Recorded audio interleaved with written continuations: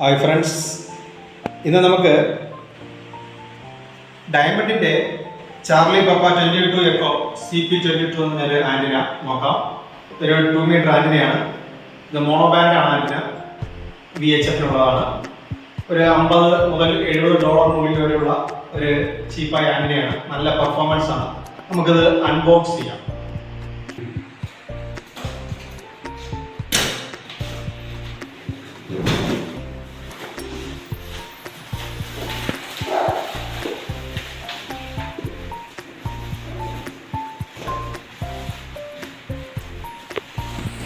ഇതിൽ നമ്മൾ ശ്രദ്ധിക്കേണ്ട പ്രധാനപ്പെട്ട കാര്യം എന്ന് പറയുമ്പോൾ, ഇതൊരു മൊബൈൽ ഓപ്പറേഷനോ മറ്റോ കൊണ്ടുപോകണമെങ്കിൽ ഈ പേപ്പർ അത് തന്നെ എടുക്കുക. നല്ല രീതിയിൽ നമുക്ക് ഇങ്ങനെ മടക്കി തിരിച്ചെടുക്കാം.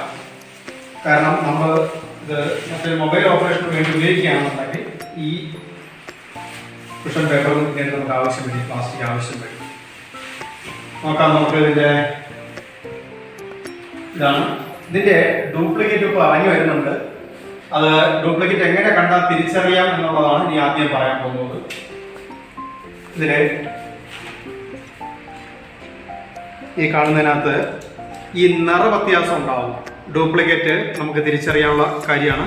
നിറ വ്യത്യാസം ഉണ്ടാവും. ബാക്കി എഴുത്തും കാര്യങ്ങളെല്ലാം ഇതുപോലെ തന്നെ ഉണ്ടാവും. 2 എന്ന് പറയുന്നത് ഇതിൻ്റെ റേഡിയൽസ്. ഇതിനകത്ത് റേഡിയൽസ് ഉണ്ട്, അത് എടുക്കുമ്പോൾ പറയാം. റേഡിയൽസ് ഒറിജിനലിന് 3 എണ്ണമാണ് വരുന്നത്. 3 എണ്ണം. ഡ്യൂപ്ലിക്കേറ്റിന് 4 എണ്ണം ഉണ്ടാവും. പിന്നെ കാണാൻ വ്യത്യാസം ഉണ്ടാവും. ഇതൊരു അലൂമിനിയം പൈപ്പാണെന്ന് എല്ലാവർക്കും അറിയാം. പക്ഷേ ഇതിനകത്തൊരു കോട്ടിംഗ് ഉണ്ട്, ഒരു പ്രത്യേക കോട്ടിംഗ് ഉണ്ടാവും. ആ കോട്ടിംഗ് നമുക്ക് ഡ്യൂപ്ലിക്കേറ്റിന് അത്രയും ഫിനിഷ് ആയിട്ട് ഉണ്ടാവില്ല. അതൊക്കെ നമുക്ക് തിരിച്ചറിയാം, ഡ്യൂപ്ലിക്കേറ്റ് ആയിട്ട് തിരിച്ചറിയാനുള്ള മാർഗങ്ങൾ. ഡയമണ്ട് ആൻറ്റിന ചാർലി പപ്പ 22 എക്കോ ആണ്. ഇതൊരു ബേസ് സ്റ്റേഷൻ അല്ലെങ്കിൽ റിപ്പീറ്റർ ആൻറ്റിനയായിട്ട് ഉപയോഗിക്കാം. ഇതിൽ ഏറ്റവും പ്രധാനമായിട്ട് പറയേണ്ടത് ഇതിൻ്റെ ഫ്രീക്വൻസി റേഞ്ചാണ്. ഇത് 144 to 140 മെഗാഹെർട്സ് ആണ്. 48 മെഗാഹെർട്സ് ആണ് ഇതിനകത്ത് പറഞ്ഞിരിക്കുന്നത്. അതിൻ്റെ ഗെയിൻ എന്ന് പറയുമ്പോൾ 6.5 dB ആണ്. ഇതാണ് ഇതിൻ്റെ ഏറ്റവും പ്രധാനപ്പെട്ട ഒരു സാധനം എന്ന് പറയുന്നത്. 6.5 dB ആണ്. ഇതിൻ്റെ മാക്സിമം കൊടുക്കാൻ പറ്റിയ പവർ 200 വാട്ടാണ്. പിന്നെ ഇതിൻ്റെ മറ്റ് എലമെൻറ്റുകളിലേക്ക് നമുക്ക് നോക്കാം. 3 റേഡിയൽസ് ആണ് ഇതിന് ഒറിജിനലുള്ളത്. എന്നാൽ ഡ്യൂപ്ലിക്കേറ്റിന് ഇത് 4 റേഡിയൽസ് വരുന്നത് കാണാൻ പറ്റും. അത് ലോക്കൽ മെയ്ഡാണ്. ഈ 582 എലിമെൻറ്റ്സ് ആണ് ഇതിനകത്ത് വരുന്നത്. 2 സ്റ്റാക്ക് ചെയ്തിട്ടാണ് ആൻറ്റിന എലിമെൻറ്റ്സ് കാണപ്പെടുന്നത്. പിന്നെ ഇതിൻ്റെ ഓമാണ്. ഇതിൻ്റെ ഇമ്പിഡൻസ് എന്ന് പറയുന്നത് 50 ഓം ആണ്. ഇതിൻ്റെ SWR നമുക്ക് 1:1 അല്ലെങ്കിൽ പിന്നെ 1.5 ഇതിൻ്റെ SWR നമുക്ക് കാണാനായിട്ട് പറ്റുന്നത്.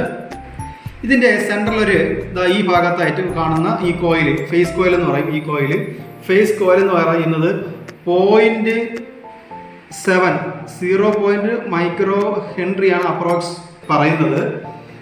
അതിൻ്റെ ഇത് പറയുന്നുണ്ട്. പിന്നെ കൂടാതെ വരുന്നതിൻ്റെ ലെങ്ത് ആണ് 8.9 ആണ്. വെയിറ്റ് വന്നിട്ട് വളരെ ലൈറ്റ് വെയിറ്റ് ആണ് ഇതിൻ്റെ ഒരു പ്രത്യേകത. കൂടാതെ ഇതിൽ ഉപയോഗിച്ചിരുന്ന കണക്ടർ എന്ന് പറയുന്നത് SO239 ആണ്. SO239 ഫീമെയിലാണ് കണക്ടറായിട്ട് ഉപയോഗിക്കുന്നത്.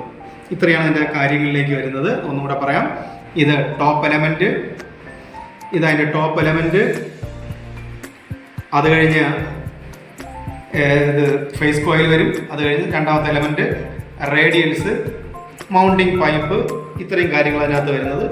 നമുക്കത് അൺബോക്സ് ചെയ്യുമ്പോൾ നോക്കാം. അപ്പോൾ നമുക്കത് ആ എലമെൻറ്റ്സ് ഒക്കെ പുറത്തേക്ക്.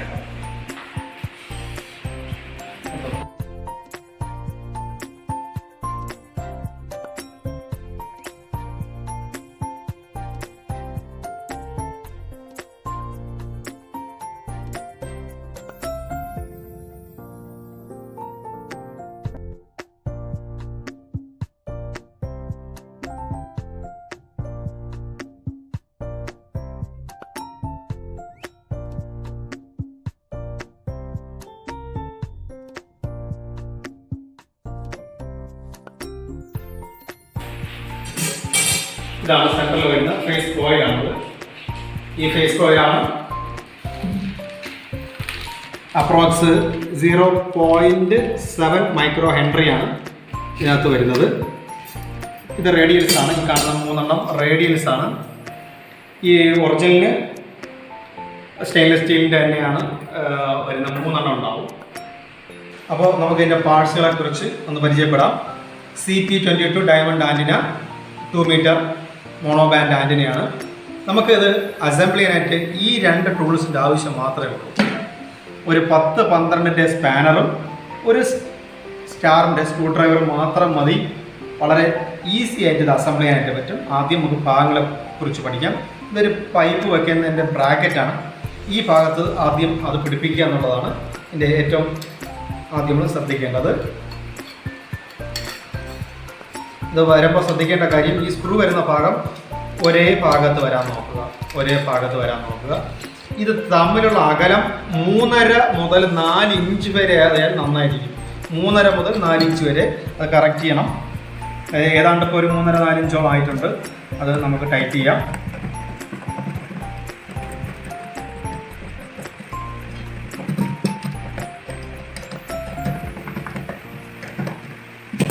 പൈപ്പിൻ്റെ ബ്രാക്കറ്റ് ആയി കഴിഞ്ഞു. ഈ ബ്രാക്കറ്റിൻ്റെ ഭാഗത്താണ് നമുക്ക് ഈ 2 ക്ലാമ്പ് ഇതിന് വരേണ്ടത്. അപ്പോൾ ഇതിൻ്റെ അളവ് അതാണ്. ഇതിൻ്റെയൊക്കെ വാഷർ കളയാതിരിക്കാൻ പ്രത്യേകം ശ്രദ്ധിക്കേണ്ടതാണ്. വാഷർ പുറത്ത് തന്നെ വരണം. ഈ ഭാഗത്ത് തന്നെ വരണം വാഷർ.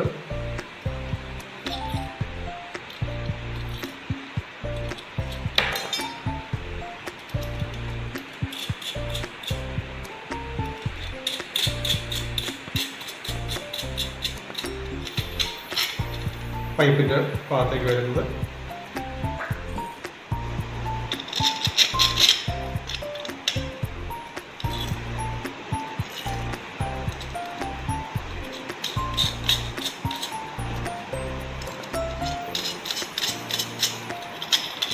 ഇത്രയും ആയി കഴിഞ്ഞു. നമുക്ക് പൈപ്പിൻ്റെ ബ്രാക്കറ്റ് പിടിപ്പിക്കുന്ന കഴിഞ്ഞു. ഇനി നമുക്ക് അടുത്തത് വേണ്ടത് എലിമെൻറ്റുകൾ സെറ്റ് ചെയ്യാം. എലിമെൻറ്റിലേക്ക് ഇപ്പോൾ ഇത്രയും ആയിട്ടുണ്ട്. അതിൽ ഏറ്റവും പ്രധാനപ്പെട്ട ഭാഗങ്ങളിലേക്ക് കിടക്കാം. ശ്രദ്ധിക്കുക, ഇതിനകത്ത് 2 ഹോൾ ഇവിടെയും 2 ഹോൾ സ്ക്രൂയ്ക്ക് 2 ഹോളുണ്ട്. നമുക്ക് തന്നിരിക്കുന്നത് മൊത്തം 6 സെറ്റ് സ്ക്രൂ ആണ്. ഇതിലോട്ടൊന്ന് ശ്രദ്ധിക്കാം, 6 സെറ്റ് സ്ക്രൂ ആണ്. ഈ ത്രെഡ് കൂടിയ ഭാഗമുണ്ട്, ത്രെഡ് കൂടിയ ഭാഗം ഈ സ്ക്രൂ ഒന്ന് ശ്രദ്ധിച്ചാൽ മതി. ത്രെഡ് കൂടിയതായിരിക്കും ഈ സ്ക്രൂ, എന്നാൽ ഇത് ത്രെഡ് വളരെ അടുപ്പിച്ചിട്ടുള്ളതായിരിക്കും. ഈ അടുപ്പിച്ചിട്ടുള്ള 4 എണ്ണത്തിലായിരിക്കണം നമ്മൾ വാഷർ ഇടേണ്ടത്. അത് ഏറ്റവും പ്രധാനപ്പെട്ട ഒരു കാര്യമാണ്. ഇത് വാഷർ വേണ്ട, ഇത് 2 എണ്ണത്തിന് വാഷർ വേണം. ഇനി നമുക്ക് ഈ ഫേസ് കോയിൽ ഏറെക്കുറെ 0.07 മൈക്രോ ഹെൻറിയുള്ള ഈ ഫേസ് കോയിൽ ഫിറ്റ് ചെയ്യാനാണ് നോക്കുന്നത്. അതിനായിട്ട് 1/4 ഇഞ്ചുള്ള അപ്പർ 1/4 ഇഞ്ചുള്ള അപ്പർ പോർഷൻ നമ്മൾ എടുക്കുകയാണ്. ഇത് 2 സ്റ്റാക്കാണെന്ന് പറഞ്ഞു. അപ്പർ പോർഷനിൽ ഈ റബ്ബർ ഇളകിപ്പോകാൻ സാധ്യതയുണ്ട്. അതൊന്ന് നല്ല രീതിയിൽ വെക്കുക. ഈ ഭാഗത്ത് ആണ് നമ്മൾ ഇത് വെക്കേണ്ടത്. ഇതിൽ വെക്കേണ്ട ഭാഗം ഒന്നും കൂടി ശ്രദ്ധിക്കാൻ നമുക്ക് ഈ ഹോളുകളാണ് നമ്മൾ പ്രധാനമായിട്ട് ശ്രദ്ധിക്കേണ്ട ഹോള്. ഈ ഹോളൊന്ന് ശ്രദ്ധിക്കേണ്ടതെന്ന് പറയുമ്പോൾ ഇവിടെ ഈ ത്രെഡ് ഉണ്ടാവില്ല. ഇവിടെ ത്രെഡ് മാർക്കിയിട്ടുണ്ടാവും. ഇവിടെ ത്രെഡ് ഉണ്ടാവില്ല. ഈ ത്രെഡ് ഇല്ലാത്ത ഭാഗത്താണ് വാഷർ ഇല്ലാത്ത സ്ക്രൂ ഇടേണ്ടത്.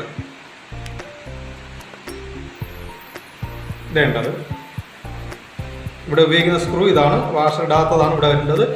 ഈ ആൻറ്റിന ഡിസ്മാൻഡിൽ ചെയ്യുമ്പോഴും ഈ ഭാഗം ഇങ്ങനെ തന്നെ ഉണ്ടാവണം. ഇത് ഇളക്കി മാറ്റരുത്. ഈ ഭാഗം ഇളക്കി മാറ്റാവുന്നത്.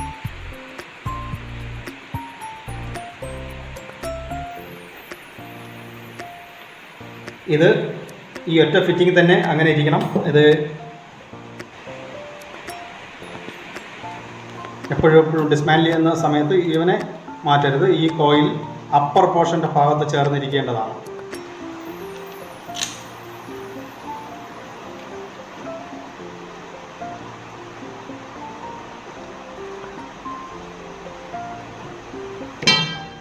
ഇതിന് വാഷർ വേണ്ട. അടുത്ത ഈ ഭാഗത്തേക്ക് വാഷർ വേണം. ഇത് വരേണ്ടത് സെക്കൻഡ് ഭാഗത്തേക്കാണ്. ഈ പൈപ്പ് എന്ന് പറയുന്നത് 1/2 ഇഞ്ചാണ്.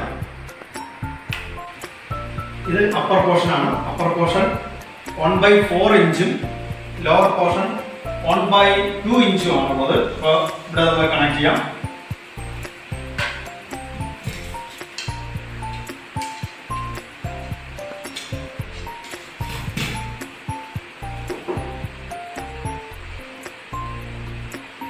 കൊടുക്കാം. ഇവിടെ നമ്മൾ ആ വാഷറുള്ള സ്ക്രൂസ് ആണ് ഇടേണ്ടത്. വാഷറുള്ള ത്രെഡ് വളരെ അടുപ്പിച്ചുള്ള സ്ക്രൂസ് ആണ്. കാരണം ഇത് ഡിസ്മാൻഡിൽ ചെയ്യുന്ന സമയത്ത് ഈ ഭാഗം, അതായത് അപ്പർ ഭാഗത്ത് തന്നെയായിരിക്കണം ഈ കോയിൽ ഘടിപ്പിച്ചിരിക്കേണ്ടത്. അത് ഊരാൻ പാടില്ല.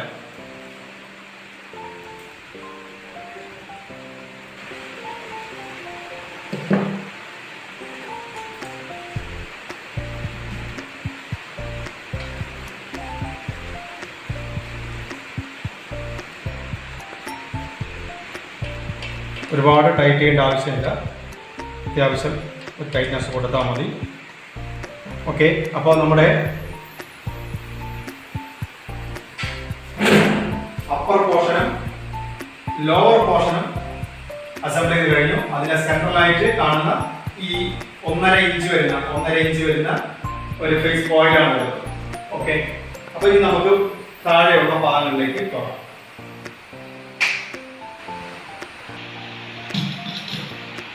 ഇനി നമുക്ക് ഈ ഭാഗത്തിലേക്ക് വരാം.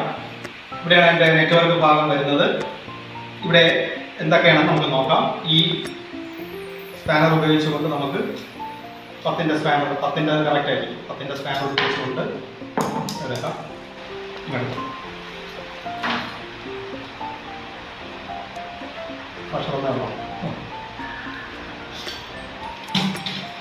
ഈ ഭാഗം ശ്രദ്ധിക്കാം. ഇവിടെ ഒരു കണക്ടർ ഉണ്ട്. SO239ൻ്റെ ഫീമെയിലാണ്. ഇവിടെയാണ് നമ്മൾ ആൻറ്റിന വയർ, റിഗിലേക്ക് പോകുന്ന ആൻറ്റിന കേബിൾ കണക്ട് ചെയ്യേണ്ടത്.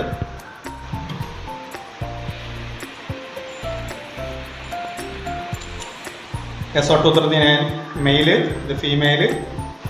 കറക്റ്റ് ചെയ്തുകൊണ്ട്, ആ വെട്ട് കറക്റ്റ് ചെയ്തുകൊണ്ട്, അതിൻ്റെ മാർക്കിംഗ് കറക്റ്റ് ചെയ്തുകൊണ്ട് ഇങ്ങനെ കണക്ട് ചെയ്യാം. അപ്പോൾ നമുക്കത് ഇത് വെക്കേണ്ടതുണ്ട്. വെക്കുമ്പോൾ കാണിക്കാം. ഓക്കെ, അതിനായി നമ്മൾ വയർ ഇതിനുള്ളിലൂടെ എടുക്കേണ്ടതുണ്ട്.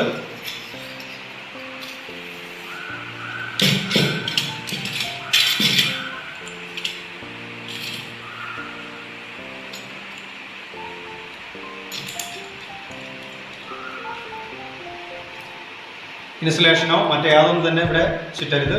എന്നാൽ പലരും അങ്ങനെ ചെയ്ത് കണ്ടുവരുന്നുണ്ട്. അത് മഴയത്ത് വിഷയങ്ങളുണ്ടാകും.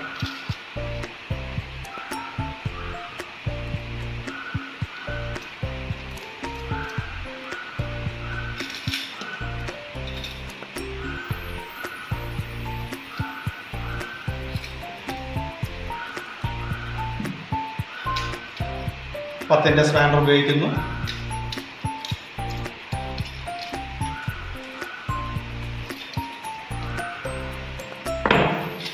അപ്പോൾ ഈ ഭാഗം റെഡിയായി കഴിഞ്ഞു. ഇത് നമുക്ക് 1/2 ഉള്ള പൈപ്പിലേക്ക് കണക്ട് ചെയ്യാം. ഇവിടെ നമുക്ക് ഈ സ്ക്രൂസ് ആണ് ഉപയോഗിക്കേണ്ടത്. ത്രെഡ് അടുപ്പിച്ചിട്ടുള്ള സ്ക്രൂ. ഇത് ഡിസ്മാൻഡിൽ ചെയ്യുന്ന സമയത്തും ഊരിയെടുക്കാവുന്നതാണ്.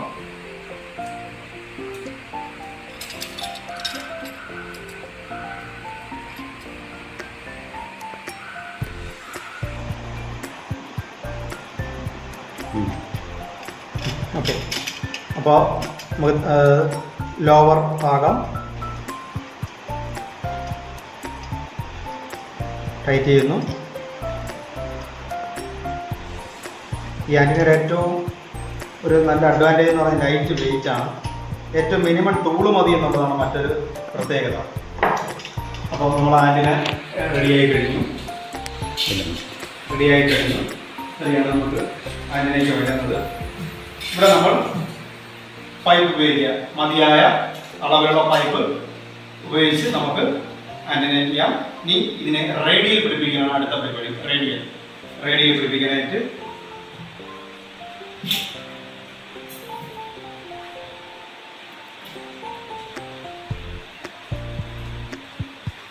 റേഡിയൽ ഒരുപാട് ടൈറ്റ് ചെയ്യരുത്. കാരണം പുറത്ത് ഇരിക്കുമ്പോൾ മഴയും വെയിലും കൊണ്ട് അത്യാവശ്യം മാത്രം ടൈറ്റ് ചെയ്യുക. അത്യാവശ്യം ഒരു ടൈറ്റ് കൊടുത്താൽ മതി ഇതിന്.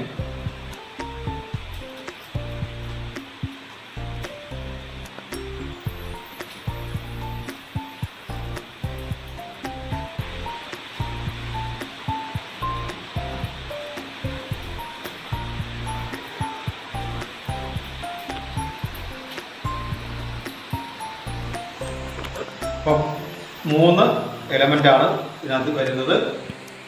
റേഡിയൻ 3 ആൻറ്റിയുടെ ഭാഗങ്ങൾ അപ്പർ ഭാഗം 1/4 ഡയമീറ്റർ ഉള്ളതാണ്. ഇത് 1/2 ഡയമീറ്റർ. ഇത് വന്നിട്ട് 3 റേഡിയേറ്റർ ഭാഗം റേഡിയൻ വരുന്നതാണ്. ഇത് നേരത്തെ പറഞ്ഞു കഴിഞ്ഞു. ഇത് അലൂമിനിയാണെന്ന് പറഞ്ഞു കഴിഞ്ഞു. പക്ഷേ അലൂമിനിയം ആണെങ്കിലും ഇതിന്റെ പ്രത്യേക കോട്ടിംഗ് ഉണ്ട്. ആ കോട്ടിംഗ് നമുക്ക് കണ്ടിന്യൂറ്റി ചെക്ക് ചെയ്താൽ ഉണ്ടാവില്ല. ഇപ്പൊ ബീപ്പ് കേൾക്കുന്നുണ്ട്. എന്നാൽ നമ്മളത് കണ്ടിന്യൂറ്റി നോക്കിക്കഴിഞ്ഞാൽ ഇത് കണ്ടിന്യൂറ്റി കാണിക്കത്തില്ല. ഇത് ഒരു പൗഡർ കോട്ടിംഗ്, ഒരു പ്രത്യേകതരം കോട്ടിംഗ് ഈ അലൂമിനിയത്തിന് പുറത്തുണ്ട്. എന്നാൽ നമ്മൾ ഡ്യൂപ്ലിക്കേറ്റ് ആന്റിനകളിൽ ആ കണ്ടക്ട് കണ്ടക്ട് ചെയ്യും. ഇനി അടുത്ത ഇതിന്റെ അഡ്വാൻറ്റേജും ഡിസ്അഡ്വാൻറ്റേജും പറയുകയാണ്. CP22 ആന്റിനയുടെ ചാർലി പപ്പ 22 എക്കോ ആന്റിനയുടെ മേന്മകളും അഡ്വാൻറ്റേജും ഡിസ്അഡ്വാൻറ്റേജും പറയാം. ആദ്യം നമുക്ക് ഇതിന്റെ അഡ്വാൻറ്റേജ് എന്താ പറയാം. ഏറ്റവും പ്രത്യേകത വെച്ച് കഴിഞ്ഞാൽ ലൈറ്റ് വെയിറ്റ് ആണ്, വളരെ വെയിറ്റ് കുറവാണെന്നുള്ളതാണ്. രണ്ട്, ഈ ആന്റിന ഒന്ന് അസംബ്ലി ചെയ്യാനായിട്ട് മിനിമം ടൂൾ മതി എന്നുള്ളതാണ്. കൂടാതെ ഇത് ഒരു നല്ല ഗെയിനുള്ള 6 സംതിങ് dBയോളമുണ്ട്. 6 സംതിങ് dBയോളം ഇതിനകത്തുണ്ട്. 6.5 ആണ് പറയുന്നത്, കമ്പനി അവകാശപ്പെടുന്നത് 6.5 ആണ്. പിന്നെ ഇതിന്റെ അടുത്തൊരു മേന്മ എന്ന് പറയുന്നത് അധികം കാറ്റ് പിടിക്കത്തില്ല. അസംബിൾ ചെയ്യാനും ഡിസ്മാൻഡിൽ ചെയ്യാനും വളരെ എളുപ്പമാണ്. നല്ലൊരു ഗെയിം തരുന്ന, മാത്രമല്ല വളരെ ചീപ്പാന്ന് ആദ്യമേ പറഞ്ഞു കഴിഞ്ഞു. അതായത് ഒരു $50 മുതൽ $70 വരെ ഉള്ളൂ നമുക്കിത് കൈവശം കിട്ടുമ്പോൾ. അങ്ങനെ ചുരുങ്ങിയ ചെലവിൽ നല്ല ഗെയിനുള്ള ഒരു ആന്റിനയാണ്.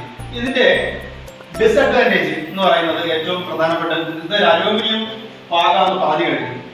ഇത് വെർട്ടിക്കൽ സൈസിൽ നിൽക്കുമ്പോൾ ലൈറ്റിംഗ് നന്നായിട്ട് ബാധിക്കും. ചിലപ്പോൾ ചില സമയങ്ങളിൽ നമുക്ക് ഉറപ്പൊന്നും പറയാൻ പറ്റില്ല. അതാണ് ഇതിന്റെ ഏറ്റവും ഒരു പോരായ്മ. രണ്ടാമത്തെ പോരായ്മ എന്ന് പറയുന്നത് ഇതൊരു മോണോ ബാൻഡാണ്. ഇത്രയും കാശ് മുടക്കിയിട്ട് നമുക്ക് ഒരൊറ്റ ബാൻഡ് 2 മീറ്ററിൽ തന്നെ നിൽക്കേണ്ടി വരും. അങ്ങനെ ഒരു പോരായ്മ കൂടി ഇതിനുണ്ട്. പിന്നെ ഉള്ളതെന്ന് പറയുമ്പോൾ ഫയർവാൾ പോലുള്ള ആന്റിനകളൊക്കെ, ഇത്രയും കാശ് മുടക്കി മേടിക്കുന്ന ഫയർവാൾ പോലുള്ള ആന്റിനകൾ 400 വാട്ട് പുഷ് ചെയ്യാൻ പറ്റുന്ന സ്ഥലത്ത് ഇത് 200 വാട്ട് മാത്രമേ പുഷ് ചെയ്യാൻ സാധിക്കുന്നുള്ളൂ. അതൊക്കെയാണ് ഒരു ഡിസ്അഡ്വാൻറ്റേജ് എന്ന് പറയുന്നത്. എങ്കിലും മേജർ ഹാംസിന്റെ കയ്യിലും ഈ CP22 ഇന്ന് നിലവിൽ കാണുന്നു. അതിന്റെ കുറച്ച് നോട്ടുകൾ മറ്റും നിങ്ങൾക്കൊന്ന് പരിശോധിക്കാം.